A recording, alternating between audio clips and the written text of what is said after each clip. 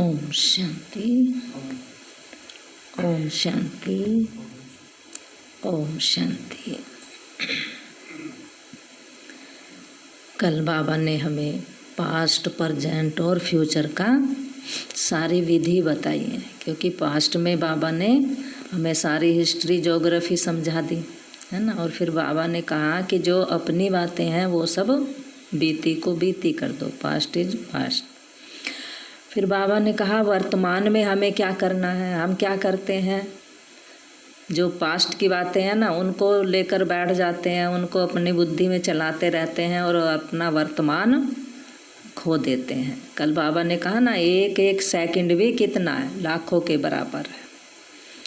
तो इसलिए बाबा कहते हैं कि इस वर्तमान समय को ही अपना भविष्य बनाना है ना। इस वर्तमान समय में हम बाबा की श्रीमत पर चलकर भविष्य में क्या बनेंगे, देवी देवताएं बनेंगे। तो इस वर्तमान को हमें एकदम बिल्कुल बाबा की श्रीमत पर चलना है। देखना है कि हम बाबा की श्रीमत पर हर कर्म करते हैं। हमारी दृष्टि, वृत्ति, कीर्ति, चलन, बाबा कहते हैं हमारे नैनों से ही हमारी प्रत्यक्षता होगी। तो हमारे रूहानी नैन ऐसे होने चाहिए कि कई कहते हैं ना, हमारे नैनों से क्या प्रत्यक्ष होता है। देखो ज़रा सा भी अगर अंदर में कुछ गुस्सा है या कुछ बात का कुछ वो है तो हमारी आंखों से पता चल जाता है ना। तो इसलिए बाबा कहते हैं आंखों से, हमारे बोल से, संकल्पों से, क्योंकि जो हमारे मन में संकल्प होते हैं वो हमारे बोल में अवश्य आ जाते हैं, चाहे हम कितना भी ना करें। लेकिन बाद में फिर चाहे हम कह देते हैं कि भाई मैं बोलना नहीं चाह रहा था लेकिन निकल गया मुंह से है। लेकिन बाबा कहते हैं कि बोलना नहीं चाह रहा था, निकल गया, वो ठीक है, लेकिन बोला क्यों? क्योंकि कहीं ना कहीं तो हमारे बुद्धि में है ना वो बात है, इसलिए हमारे मुंह से निकल गई ना। तो इसलिए बाबा कहते हैं कि अपने पास्ट, प्रेजेंट, फ्यूचर का बहुत ही अच्छे से संभाल करके हमें चेक इन करनी है कि हमने सारा दिन में क्या किया। आज बाबा के 28 तारीख के महावाक्य हैं। आज बाबा ने कहा, मीठे बच्चे, चैरिटी बिगन्स एट होम, अर्थात पहले खुद आत्म अभिमानी बनने की मेहनत करो। बाबा कहते हैं ना, चैरिटी बिगन्स एट होम, पहले अपने घर में देखो, पहले अपने अंदर देखो, हमारे अंदर क्या चल रहा है, हम देह अभिमानी हैं या आत्म अभिमानी हैं। तो बाबा कहते हैं, मीठे बच्चे, चैरिटी बिगन्स एट होम, अर्थात पहले खुद आत्म अभिमानी बनने की मेहनत करो। फिर दूसरों को कहो, आत्मा समझकर आत्मा को ज्ञान दो तो ज्ञान तलवार में जोहर आ जाएगा। जैसे कई बार बाबा कहते हैं ना कि हम बहुत समझाते हैं लेकिन कोई आता ही नहीं है, निकलता ही नहीं है, क्योंकि हमारे उस संकल्पों में, हमारे बोल में जौहर ही नहीं है। क्यों नहीं है? क्योंकि हम आत्म अभिमानी समझ करके ज्ञान नहीं दे रहे हैं, देह अभिमान में रहते हैं। इसीलिए बाबा कहते हैं कि आत्मा समझकर आत्मा को ज्ञान दो तो ज्ञान तलवार में ये जौहर आ जाएगा। प्रश्न बाबा ने आज दिया है, संगम युग पर किन दो बातों की मेहनत करने से सतयुगी तख्त के मालिक बन जाएंगे? संगम युग पर किन दो बातों की मेहनत करने से सतयुगी तख्त के मालिक बन जाएंगे? आज बाबा ने दो बातें बताई। बाबा ने कहा, एक है दुख और सुख, निंदा और स्तुति में समान स्थिति रहे। सुख में तो हम रहते ही हैं, कोई बड़ाई करता है तो बड़े खुश हो जाते हैं, है ना। और सुख में हम खूब खुश रहते हैं, लेकिन जरा सा दुख होता है तो क्या लगता है, बड़ी परेशानी आ गई, मुरझा जाते हैं, दिल शिकस्त हो जाते हैं। कोई हमारी अच्छी बातें कर देता है, बड़ाई कर देता है तो हम बहुत खुश होते हैं, कोई थोड़ी सी निंदा कर दी तो फिर। तो इसलिए बाबा ने कहा, दुख सुख निंदा स्तुति में समान स्थिति रहे, यह मेहनत है। कोई भी कुछ उल्टा सुल्टा बोले, क्रोध करे तो तुम चुप हो जाओ, कभी भी मुख की ताली नहीं बजाओ। है ना। ताली बजाना माने हम जैसे कई बार उल्टा बोल देते हैं, किसी की बातों को एक के दो बोल देते हैं, तो बाबा कहते हैं फिर क्या होता है, मुख की ताली बजनी शुरू हो जाती है। फिर बाबा ने कहा आँखों को सिविल बनाओ, क्रिमिनल आई बिल्कुल समाप्त हो जाए। हम आत्मा भाई भाई हैं, आत्मा समझकर ज्ञान दो। आज बाबा आत्मा पे जोर दे रहे हैं कि आत्मा समझ करके हर कर्म करो, आत्मा समझ करके सबको ज्ञान दो। आत्म अभिमानी बनने की मेहनत करो तो सतयुगी तख्त के मालिक बन जाएंगे। संपूर्ण पवित्र बनने वाले ही गद्दी नशीन बनते हैं। ओम शांति। रूहानी बाप रूहानी बच्चों से बात करते हैं। तुम आत्माओं को ये तीसरा नेत्र मिला है ना। कौन सा तीसरा नेत्र? ज्ञान का, जिसको ज्ञान का तीसरा नेत्र कहा जाता है। उनसे तुम देखते हो अपने भाइयों को।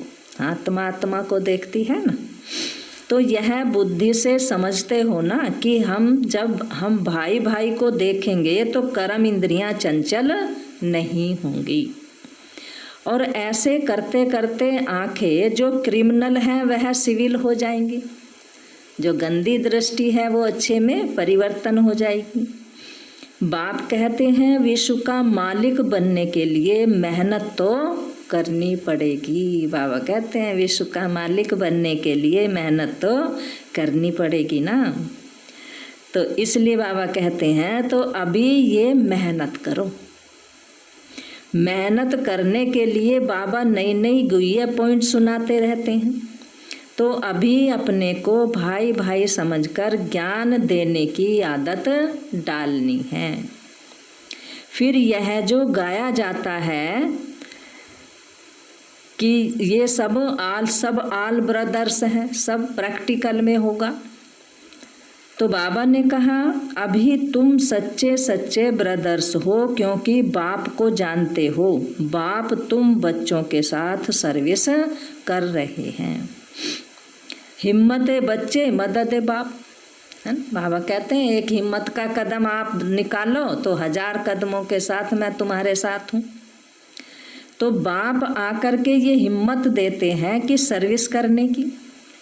तो यह बाबा ने कहा ये सहज हुआ ना, तो रोज ये प्रैक्टिस करनी पड़ेगी, है ना। एक तो हम देखो सोचते हैं करते हैं, उसमें मेहनत लगती है, और बाबा हमें सब कुछ तैयार करके देता है, बस तुम आत्मा समझ करके ये ज्ञान दो, बाप का परिचय दो। बाबा कहते हैं सुस्त नहीं होना चाहिए।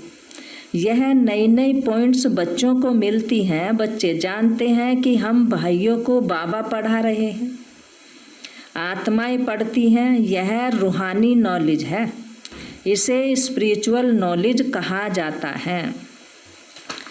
सिर्फ इस समय रूहानी नॉलेज रूहानी बाप से मिलती है, क्योंकि बाप आते ही हैं संगम युग पर, जबकि सृष्टि बदलनी है। यह रूहानी नॉलेज मिलती भी तब है जब सृष्टि बदलनी होती है। बाप आकर यही तो रूहानी नॉलेज देते हैं, सृष्टि को कैसे बदलना है, कैसे बदलती जा रही है और ऐसे कैसे बदल जाएगी सारी। तो बाबा कहते हैं यही नॉलेज देते हैं कि अपने को आत्मा समझो। आत्मा नंगी अर्थात अशरीरी आई थी ना, और यहाँ फिर शरीर धारण करती है। शुरू से अब तक आत्मा ने 84 जन्म लिए हैं, परंतु नंबरवार जो जैसे आए होंगे वह वैसे ही ज्ञान योग की मेहनत करेंगे। फिर देखने में भी आता है कि जैसे जिसने कल्प पहले जो पुरुषार्थ किया, मेहनत किया, वह अभी भी ऐसे ही मेहनत करते रहते हैं। तो बाबा कहते हैं अपने लिए मेहनत करनी है, दूसरे कोई के लिए तो नहीं करनी है ना। ये तो जो करेंगे तो हमें मिलेगा, दूसरों को थोड़ा ही मिलेगा हमारी मेहनत का फल। तो अपने को ही आत्मा समझ करके अपने साथ मेहनत करनी है। दूसरा क्या करता है उसमें हमारा क्या जाता है। चैरिटी बिगन्स एट होम माना पहले पहले खुद मेहनत करनी है, पीछे दूसरों को भाइयों को देखना कहना है। जब तुम अपने को आत्मा समझ करके आत्मा को ज्ञान देंगे तो तुम्हारी ज्ञान की तलवार जोहर भरेगी, बहुत जोर भरेगा। मेहनत तो है थोड़ी, बाबा कहते हैं मेहनत तो है, मेहनत तो करनी है ना, तो जरूर कुछ ना कुछ सहन करना पड़ता है। इस समय दुख सुख निंदा स्तुति मान अपमान ये सब थोड़ा बहुत सहन करना पड़ता है। तो जब भी कोई उल्टा सुल्टा बोलता है तो कहते हैं चुप हो जाओ, जबकि कोई चुप कर देते हैं तो पीछे कोई गुस्सा क्या करेगा। जब कोई बात करते हैं और दूसरा भी बात करते हैं तो मुख की ताली तो बजेगी ना। अब एक चुप है एक बोल रहा है तो कब तक बोलेगा, वो तो खुद चुप हो जाएगा ना। तो बाबा कहते हैं अगर जब दोनों ही बोलने लगेंगे तो फिर ताली तो खूब बजेगी मुख की ताली। अगर एक ने मुख की ताली बजाई और दूसरे ने शांत किया तो चुप, थोड़ी देर के बाद वो भी चुप हो जाता है। बस यह बाप सिखलाते हैं, कभी भी देखो क्रोध में आते हैं तो चुप हो जाओ। बाबा कहते हैं किसी को देखो क्रोध में आते हैं तो चुप हो जाओ, आपे ही उसका क्रोध शांत हो जाएगा, दूसरी ताली बजेगी नहीं। अगर ताली से ताली बजी तो फिर गड़बड़ हो जाती है, फिर क्या होता है, लड़ाई हो जाती है। तो बाबा कहते हैं इसलिए बाप कहते हैं बच्चे कभी भी इन बातों में ताली नहीं बजाओ। अगर कोई कुछ कह रहा है, कोई गाली दे रहा है, मान अपमान कर रहा है तो बाबा कहते हैं बस चुप हो जाओ, ताली नहीं बजेगी, ना विकार की, ना काम की, ना क्रोध की। बच्चों को हर एक का कल्याण करना ही है। इतने जो सेंटर्स बने हुए हैं किस लिए, कल्याण करने के लिए ना। कल अब पहले भी तो ऐसे सेंटर्स निकले होंगे। अब देखो बाबा कहते हैं अब देवों का देव बाप देखते रहते हैं कि बहुत बच्चों को ये शौक रहता है कि बाबा सेंटर खोलो। हम सेंटर खोलते हैं, बाबा कहते हैं हम खर्चा उठाएंगे तो दिन प्रतिदिन ऐसे होते जाएंगे, क्योंकि जितना विनाश के दिन नज़दीक होते जाएंगे उतना फिर इस तरफ बाबा कहते हैं सब आना शुरू कर देंगे। तो शौक बढ़ता जाएगा सर्विस का। अभी बाप दादा दोनों इकट्ठे हैं तो हर एक को देखते हैं कि क्या पुरुषार्थ करते हैं, क्या पद पाएंगे, किसका पुरुषार्थ उत्तम, किसका मध्यम और किसका कनिष्ठ है, किसका बहुत ऊंचा है, किसका थोड़ा कम है और किसका बिल्कुल कम है। तो बाबा कहते हैं बच्चे को बाबा देखते रहते हैं कि कौन सा बच्चा कैसा पुरुषार्थ कर रहा है।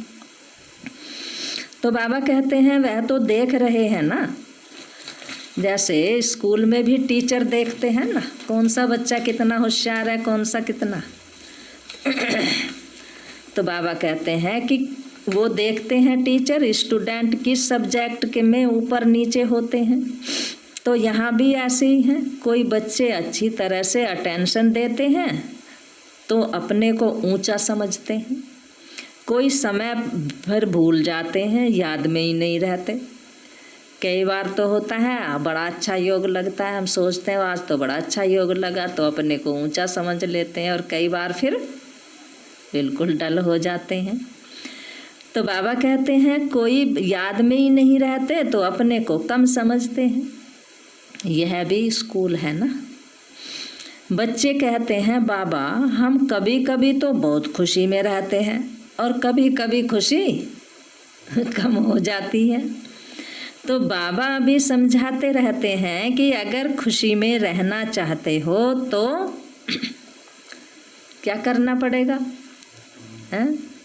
बाबा को याद करना पड़ेगा ना, मन मना भाव। अपने को आत्मा समझो और बाप को भी याद करो। सामने परमात्मा को देखो तो वो अकाल तख्त पर बैठा हुआ है। बाबा कहते हैं याद करो, सामने देखो परमात्मा बाप बैठा हुआ है। ऐसे भाइयों की तरफ भी देखो, अपने को आत्मा समझ करके फिर भाई से बात करो। भाई को हम ज्ञान देते हैं, बहन नहीं, है ना। बाबा कहते हैं कि भाई बहन समझो, वो तो हमारा एक शारीरिक रूप होता है। ये शिव बाबा कह रहे हैं तो शिव बाबा तो क्या कहेंगे, भाई भाई कहेंगे ना, क्योंकि वो तो आत्माओं से बातें कर रहे हैं। तो बाबा कहते हैं बहन नहीं भाई भाई, आत्माओं को ज्ञान देते हैं। अगर ये आदत तुम्हारी पड़ जाएगी तो तुम्हारी जो क्रिमिनल दृष्टि है ना, क्रिमिनल आंखें हैं ना, जो तुमको धोखा देती हैं, वह आहिस्ते आहिस्ते बंद हो जाएंगी। आत्मा में क्या करेगी, जब देह अभिमान आता है तब तो गिरते हैं। बहुत कहते हैं बाबा हमारी क्रिमिनल आई है। अच्छा, क्रिमिनल आई को अभी सिविल आई बनाओ। बाबा कहते हैं अब क्या करना है, बाबा जो श्रीमत दे रहे हैं, इतने बाबा हमें ज्ञान दे रहे हैं, गुणों से भरपूर कर रहे हैं, शक्तियां दे रहे हैं, किस लिए है? तो बाबा कहते हैं उसको दूर करो। तो बाबा कहते हैं बाप ने आत्मा को दिया ही है तीसरा नेत्र, तीसरे नेत्र से देखेंगे तो फिर तुम्हारी देह को देखने की आदत मिट जाएगी। बाबा बच्चों को डायरेक्शन तो देते रहते हैं, इनको अर्थात ब्रह्मा को भी ऐसे ही कहते हैं। ये बाबा भी देह में आत्मा को देखेंगे, है ना। पहले तो सबसे पहले तो बाबा को ही श्रीमत दी ना, तो इसको ही कहा जाता है रूहानी नॉलेज। देखो पद कितना ऊंच पद पाते हैं, जबरदस्त पद है, कितना जबरदस्त है। कहाँ कैसे आम मनुष्य हैं, और आज तो आम मनुष्य भी कैसा बन रहा है। तो बाबा कहते हैं देखो कितना जबरदस्त पद है। तो पुरुषार्थ भी ऐसा करना चाहिए, मेहनत भी तो ऐसे ही करनी पड़ेगी ना। अगर हमें अच्छा कुछ बनना है, डॉक्टर बनना है, IAS बनना है, तो क्या करना पड़ेगा, मेहनत भी तो उतनी करनी पड़ेगी। और हम तो क्या बन रहे हैं, देवी देवता बन रहे हैं। इस पद से ऊंचा तो किसी का पद है ही नहीं। तो पुरुषार्थ भी तो करना चाहिए ना। बाबा भी समझते हैं कल्प पहले मुआफिक सबका पुरुषार्थ चलेगा। कोई राजा रानी बनेंगे, कोई प्रजा में चले जाएंगे। तो यहाँ जब बैठकर योग भी करवाते हो तो अपने को आत्मा समझ करके दूसरों को भी ब्रकुटी में आत्मा को देखते रहेंगे। योग कराते हैं तो अपने को भी आत्मा समझ, दूसरों को भी क्या समझेंगे, आत्मा। ब्रकुटी के बीच में आत्मा विराजमान है, तो ब्रकुटी के बीच में आत्मा को देखते रहेंगे तो उनकी अच्छी सर्विस होगी। जो देही अभिमानी होकर बैठते हैं वो आत्माओं को ही देखते हैं। देह अभिमान आता है तब तो फिर शरीर दिखता है ना। तो बाबा कहते हैं इसकी खूब प्रैक्टिस करो। आज बाबा किस पे जोर दे रहे, अपने को आत्मा समझने की प्रैक्टिस करो। अरे ऊंच पद पाना है तो कुछ तो मेहनत करनी पड़ेगी। बाबा कहते हैं अरे कुछ तो मेहनत करनी पड़ेगी, ऊंचा पद मिलेगा तो अभी आत्माओं के लिए यही मेहनत है। यह रूहानी नॉलेज एक ही दफ़ा मिलती है। कब है, संगम पर, है ना। पूरे कल्प में फिर बाबा थोड़ा ही हमें ये नॉलेज देने के लिए आएगा। तो बाबा कहते हैं ये नॉलेज एक दफ़ा मिलती है और कभी भी नहीं मिलेगी, ना कलयुग में ना सतयुग में, सिर्फ संगम में। सो भी किसे, हर किसी को मिलती है, सो भी हम बच्चों को अर्थात ब्राह्मणों को। जो ब्राह्मण बनेंगे वो इस नॉलेज को धारण करेंगे ना। तो बाबा कहते हैं सो भी ब्राह्मणों को, ये पक्का याद कर लो, जब ब्राह्मण बनेंगे तब देवता बनेंगे। ब्राह्मण नहीं बने तो फिर देवता कैसे बनेंगे। इस संगम युग में ही यह मेहनत करते हैं। और कोई समय में ये नहीं कहेंगे कि अपने को आत्मा समझ, दूसरे को भी आत्मा समझ, उन्हें ज्ञान दो। इस समय ही बाबा कहेंगे ना। बाप जो समझाते हैं उस पर विचार सागर मंथन करो, जज करो कि ये क्या, यह ठीक है, हमारे फायदे की बात तो है ना। बाबा कहते हैं ये सब बातों को चेक करो कि हम जो कर्म कर रहे हैं, जो बोल रहे हैं, ये ठीक है, हमारा फायदा की बात है या फिर नुकसान होता है। हमको आदत पड़ जाएगी कि बाप की जो शिक्षा है सो भाइयों को देनी है, फीमेल को भी देना है तो मेल को भी देनी, बहनों को भी देनी है तो भाइयों को भी देनी। तो बाबा ने कहा देना तो आत्माओं को ही है, आत्मा ही मेल फीमेल बनी है, बहन भाई बनी है ना। अब बाप कहते हैं मैं तुम बच्चों को ज्ञान देता हूँ, मैं बच्चों की तरफ आत्माओं को देखता हूँ और आत्माएं भी समझती है कि हमारा परमात्मा जो बाप है वो हमें ज्ञान दे रहे हैं, है ना। हम किसी देहधारी को थोड़ा ही देखते हैं, हम भी क्या समझते हैं, हमारा परमात्मा हमें ज्ञान दे रहा है, हम आत्माओं को पढ़ा रहा है। तो इसको कहेंगे ये रूहानी अभिमानी बनी है, इसको ही कहा जाता है स्पिरिचुअल ज्ञान की लेन देन। तो बाबा ने कहा ये स्पिरिचुअल नॉलेज है, ज्ञान की लेन देन आत्मा की परमात्मा के साथ। तो ये बाप शिक्षा देते हैं कि जब भी कोई विजिटर आदि आते हैं तो भी अपने को आत्मा समझ, आत्मा को बाप का परिचय देना है। कोई कैसे भी आते हैं, कोई VIP आ गया, कोई अच्छा कोई आदमी आ गया, तो बाबा कहते हैं उसको भी क्या समझ कर कि भाई ये इतना बड़ा मिनिस्टर नहीं है, ये कौन है, ये भी हमारा भाई आत्मा है। आत्मा समझ, आत्मा को परिचय देना है। आत्मा में ज्ञान है, शरीर में नहीं है, तो उनको भी आत्मा समझ करके ही ज्ञान देना है। इससे उनको भी अच्छा लगेगा। जैसे कि ये जौहर है तो तुम्हारे मुख में, बाबा कहते हैं इतना भी जौहर भरा है वो भी बच्चों के मुख में, तो इस ज्ञान की तलवार में जौहर भर जाएगा, क्योंकि देही अभिमानी होते हो ना, आत्मा समझकर ज्ञान देते हो ना, तो फिर जौहर तो भरेगा ही। तो यह भी प्रैक्टिस करके देखो। बाबा कहते हैं जज करो, ये ठीक है, ये कोई गलत तो नहीं कह रहे, हम गलत तो नहीं बोल रहे, हम हमारी दृष्टि गलत तो नहीं है। और बच्चों के लिए भी यह कोई नई बात नहीं है, क्योंकि बाप समझाते ही बहुत सहज करके ना। बाबा कहते हैं ना सहज ज्ञान सहज योग, तो बहुत सहज बातें समझाते हैं। चक्र लगाया, अब नाटक पूरा होने वाला है। बाबा कहते हैं पूरा चक्र हो गया, अब ये 5000 वर्ष का पूरा होने वाला है नाटक। अभी बाबा की याद में रहते हैं, तमो प्रधान से सतो प्रधान बन, सतो प्रधान दुनिया का मालिक बनते हैं। फिर ऐसे ही सीढ़ी उतरेंगे। देखो कितना सहज बताते हैं। हर 5000 वर्ष के बाद मेरे को आना होता है, हैं? बाबा कहते हैं कि मैं कहीं बीच में नहीं आता, ना कलयुग में आता, ना सतयुग में आता। कब आता हूँ? कल्प में एक बार ही आता हूँ, वो भी संगम पर। तो हर 5000 वर्ष के बाद मेरे को आना होता है। ड्रामा के प्लान अनुसार मैं भी बंधायमान हूँ। बाबा कहते हैं मैं भी इस ड्रामा के बंधन में बंधा हुआ हूँ।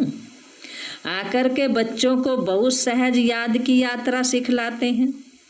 बाप की याद में अंतमति सोगति हो जाएगी। यह इस समय के लिए तो गायन है। अंतमति सोगति का गायन क्यों है? इस समय का है कि अंतमति सोगति कब होगी? जब हम बाबा की याद में रहेंगे। यह अंतकाल है ना। अभी इस समय बाप बैठ करके युक्ति बतलाते हैं कि माँ में कम याद करो तो सदगति हो जाएगी। बच्चे भी कहते हैं, समझते हैं कि पढ़ाई से यह बनूंगा, जितनी पढ़ाई पढ़ूंगा उतना ही ऊंचा पद मिलेगा। तो उस पढ़ाई में भी कहते हैं ये बनूंगा, फलाना बनूंगा। इसमें भी यही है कि मैं जा कर के नई दुनिया में देवी देवता बनूंगा। कोई नई बात नहीं है। हर 5000 वर्ष के बाद बाबा यही बताते हैं। बाप तो घड़ी घड़ी कहते हैं नथिंग न्यू, कोई नई बात तो है नहीं। यह तो सीढ़ी उतरनी चढ़नी है, जिन्न की कहानी है ना, है बाबा जिन्न की कहानी सुनाते हैं ना। जिन्न को कहा तुम, वो कहता था मैं खा जाऊंगा अगर मेरे को काम नहीं दोगे। उस तो बड़ी उसमें आया तो उसने कहा कि भाई तुम ऐसा करो, बहुत लंबी सीढ़ी बनवा लो, जब खाली टाइम हो तो उस पे चढ़ो उतरो चढ़ो उतरो। तो बाबा भी हमें कहते हैं काम करते हुए भी, और जब भी थोड़ा टाइम मिले तो बस उतरना चढ़ना शुरू कर दो। तो बाबा ने कहा जिन्न की कहानी है ना, उसको सीढ़ी उतरने और चढ़ने का काम दिया गया। यह नाटक ही है चढ़ना और उतरना। याद की यात्रा से बहुत मजबूत हो जाएंगे, इसलिए भिन्न भिन्न प्रकार से बाप बच्चों को बैठ सिखलाते हैं कि बच्चे अभी देही अभिमानी बनो। अभी सबको वापस जाना है। तुम आत्मा पूरे 84 जन्म लेकर बिल्कुल तमो प्रधान बन गई हो। भारतवासी ही सतो रजो तमो में बनते हैं, दूसरी कोई नेशनलिटी तो होती नहीं। कहेंगे कि पूरे 84 जन्म लेते। बाप ने आकर के बताया है नाटक में हर एक का पार्ट अपना अपना होता है। आत्मा कितनी छोटी है, साइंसदानों को ये समझ में नहीं आएगा कि इतनी छोटी आत्मा में यह अविनाशी पार्ट भरा हुआ है ना। साइंस वाले कितनी गहराई में जा रहे हैं, कितनी इन्वेंशन निकाल रहे हैं, लेकिन कभी किसी ने आत्मा का ज्ञान ही नहीं दिया। तो यह है सबसे वंडरफुल बात, यह छोटी सी आत्मा और पार्ट कितना बढ़ जाती है, वह भी अविनाशी।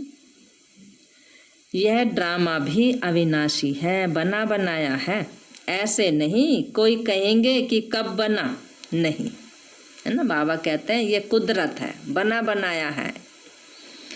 ये ज्ञान बड़ा वंडरफुल है, कभी कोई ये ज्ञान बता ही नहीं सकते। ऐसे कोई की ताकत नहीं जो ये ज्ञान बताए। कितने बड़े ऋषि मुनि महर्षि, कितने विद्वान पंडित हुए, लेकिन किसी ने ये ज्ञान बताया ही नहीं, क्योंकि परमात्मा के अलावा ये ज्ञान किसी के पास है ही नहीं। इसलिए कहते हैं ना इस ज्ञान को ज्ञान बिन गति नहीं। तो अगर दूसरे शास्त्रों के ज्ञान होते तो मनुष्यों की बड़ी अच्छी गति होती इस समय है, लेकिन वो ज्ञान कौन सा ये कोई नहीं समझते। वो आकर के खुद अपना ज्ञान खुद बताते हैं। तो अभी बच्चों को बाप दिन प्रतिदिन समझाते रहते हैं, अभी प्रैक्टिस करो कि हम अपने भाई आत्मा को ज्ञान दे रहे हैं। आप सामान बनाने के लिए, बाप से वर्षा लेने के लिए, क्योंकि सब आत्माओं का हक है ना, है ना। बाबा को तो सब आत्माएं एक जैसी है ना, तो सबका हक बनता है। लेकिन लेगा कौन? जो देवकुल की आत्मा होंगी, जिन्होंने 5000 वर्ष पहले लिया होगा। तो बाबा कहते हैं हक बनता है। बाबा आते हैं सभी आत्माओं को अपना अपना शांति व सुख का वर्षा देने के लिए। हम जब राजधानी में होंगे तो बाकी सब शांति धाम में होंगे। जब हम स्वर्ग में जाएंगे, सतयुग में जाएंगे, तो और सब आत्माएं कहाँ होंगी? शांति धाम में होंगी। पीछे जय जयकार होगी, यहाँ सुख ही सुख होगा। इसलिए बाप कहते हैं बच्चे पवित्र बनो। जितना जितना तुम पवित्र बनते हो उतना कशिश होती है। जब तुम बिल्कुल पवित्र हो जाते हो तो गद्दी नशीन हो जाते हो। बाबा कहते हैं ये तो प्रैक्टिस करो, तब तो बनेंगे ना गद्दी नशीन, तब तो देवी देवता बनेंगे जाकर।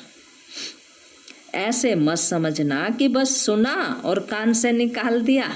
हाँ, क्या कह रहे बाबा? ऐसे मत समझना भाई सुन तो ली मुरली चलो, लेकिन हमें क्या करना है। दुनिया में तो कहते हैं ना एक कान से सुना दूसरे से निकाल दिया, लेकिन हमने कान से सुनना है और अपने अंदर ही रखना है, वो निकालना नहीं है। इस प्रैक्टिस बिगर तुम चल नहीं सकेंगे। अपने को आत्मा समझो, वह भी आत्मा, भाई भाई को बैठकर समझाओ। रूहानी बाप रूहानी बच्चों को समझाते हैं, इसको कहा जाता है क्या कहा बाबा ने? स्पिरिचुअल नॉलेज, रूहानी स्पिरिचुअल नॉलेज। तो स्पिरिचुअल फादर देने वाला है। जब चिल्ड्रन पूरा स्पिरिचुअल बन जाते हैं, एकदम प्योर बन जाते हैं, तो जाकर सतयुगी तख्त के मालिक बन जाते हैं। जो प्योर नहीं बनेगा वो बाबा कहते हैं जो प्योर नहीं बनेंगे वो माला में भी नहीं आएंगे। माला का भी कोई अर्थ तो होगा ना। माला का राज दूसरा कोई और भी जानते नहीं, वो फेरते रहते हैं माला। वो तो बस अपना रिद्धि के लिए फेरते रहते हैं, उन्हें रिद्धि से सिद्धि मिल जाती है। भाई इतने मंत्र जाप कर लिए, इतने, वो तो गिनती करते हैं मालाओं की, भाई इतनी माला की गिनती करें तो इतना जाप हो जाएगा तो हमारी ये इच्छा पूरी हो जाएगी। तो माला को क्यों सिमरते हैं? क्योंकि बाप की बहुत ही मदद की है, तो क्यों नहीं सिमरेंगे, है ना। माला क्यों सिमरते हैं? माला में कौन है जो मन के हैं? हम बच्चे हैं ना। तो बाबा के साथ सहयोगी बने हैं, बाबा के साथ मेहनत करी है, तो बाबा कहते हैं मेरे साथ तो तुम्हारा भी तो सिमरन होता है ना।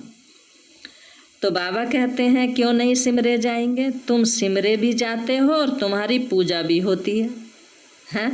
बाबा ने कहा तुम तो सिमरे भी जाते हो, तुम्हारी पूजा भी होती है और तुम्हारे शरीर की भी पूजा होती है, और मेरी तो सिर्फ आत्मा को ही पूजा जाता है। देखो तुम तो डबल पूज बन जाते हो। बच्चों को बाबा अपने से भी ऊंचा बना रहे हैं ना, मेरे से भी जास्ती पूजे जाते हो। तुम जब देवता बनते हो तो देवताओं की भी पूजा करते हैं ना, इसलिए पूजा में भी तुम तीखे हो। पूजा भी कितनी होती है विधि के अनुसार। यादगार में भी तुम तीखे और बादशाही में भी तुम तीखे हो। बाबा ने कहा पूजा में भी तीखे हो, यादगार में भी तीखे हो और बादशाही में भी तीखे हो। तो बाबा कहते हैं देखो तुमको कितना ऊंच बनाता हूँ। तो जैसे प्यारे बच्चे होते हैं ना, बहुत लव होता है, छोटे बच्चों में कितना प्यार होता है। तो बच्चों को कूल्हे पे माथे पे रखते हैं ना, सर पे बैठा लेते हैं, जैसे कंधे पे बैठा लेते हैं, कूल्हों पे बैठा लेते हैं, गोद में लेते हैं। तो बाबा कहते हैं बाबा भी एकदम बच्चों को सर पे रख लेते हैं, सर पे बैठा लेते हैं। बाबा भी कितना प्यार करते हैं, जब प्यार में बच्चों को उठाते हैं तो एकदम ऊपर ले आते हैं। तो बाबा भी आज क्या कर रहे हैं, कितना प्यार कर रहे हैं बच्चों को, सर पे बैठा लेते हैं। अच्छा, मीठे मीठे सिकील दे बच्चों प्रति माँ पिता बाप दादा का याद प्यार और गुड मॉर्निंग। रूहानी बाप की रूहानी बच्चों को नमस्ते। रूहानी हम बच्चों की रूहानी पिता बाप दादा को नमस्ते नमस्ते।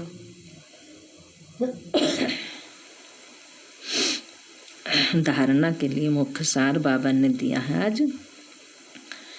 गायन और पूजन योग बनने के लिए स्पिरिचुअल बनना है, आत्मा को प्योर बनाना है, आत्म अभिमानी बनने की मेहनत करनी है।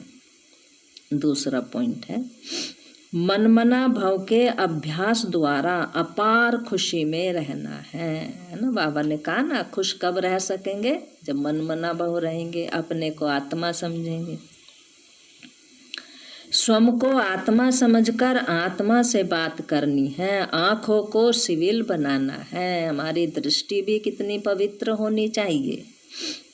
वरदान आज बाबा ने दिया है, सदा काल के अटेंशन द्वारा विजय माला में पिरोने वाले बहुत समय के विजयी भव। सदा काल के अटेंशन द्वारा, बाबा ने कहा ना अटेंशन रखना है हर बात में। सदा काल के अटेंशन द्वारा विजय माला में पिरोने वाले बहुत समय के विजयी भव। बाबा कहते हैं बहुत समय के विजयी विजय माला के मणके बनते हैं।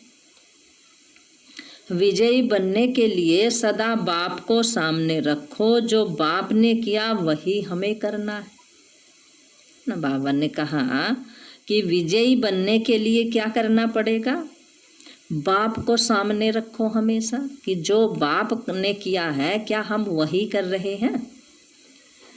हर कदम पर जो बाप का संकल्प वही बच्चों का संकल्प, जो बाप के बोल वही बच्चों के बोल, तब विजयी बनेंगे। यह अटेंशन सदा काल का चाहिए, तब सदा काल का राजभाग प्राप्त होगा। क्योंकि जैसा पुरुषार्थ वैसी प्रारब्ध। सदा का पुरुषार्थ है तो सदा का राजभाग्य है। स्लोगन बाबा ने दिया, सेवा में सदा जी हाजिर करना। सेवा में सदा जी हाजिर करना यही प्यार का सच्चा सबूत है। सेवा में सदा जी हाजिर करना यही प्यार का सच्चा सबूत।